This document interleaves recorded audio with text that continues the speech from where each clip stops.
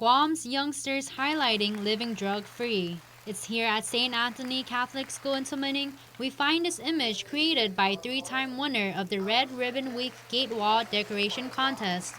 The school also where island leaders gathered to share stories and sign a proclamation to raise awareness. Celebrate life, live drug-free. That's the theme of this year's National Red Ribbon Week.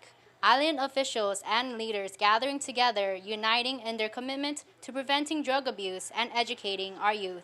Guam National Guard also in attendance, displaying their commitment for a drug-free life. First Lieutenant Alejo Lujan is a counter-drug coordinator. Red Ribbon Week represents unified and togetherness in the fight and education against illicit drugs.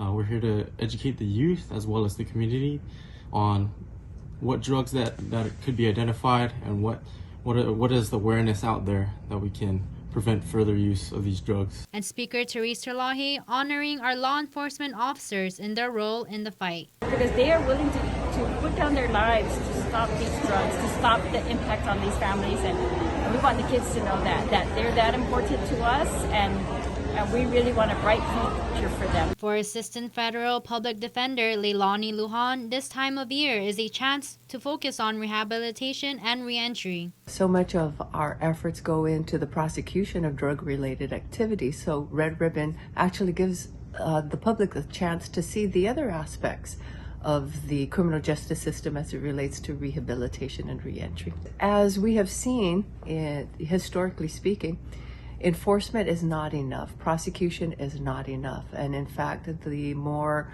meaningful ways to combat drug prevention really lies in rehabilitation and reentry. Former addicts and now recovery advocates Jesse Mendiola and Dwayne Calvo proving that you can win the fight and reintegrate back into society. Red Ribbon means many different things, but to me it probably means that recovery is possible. Anybody can recover from drug addiction or alcohol addiction, whatever it is, if they really want it. My mind is focused on the youth.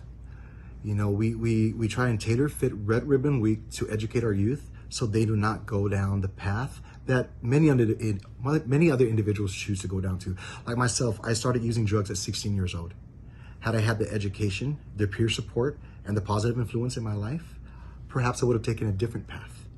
And so that's why I think it's crucially important that our youth have a conducive environment that they can grow into. An environment that is clean and sober of illicit drugs. Matsuki Hirayama, KUAM News.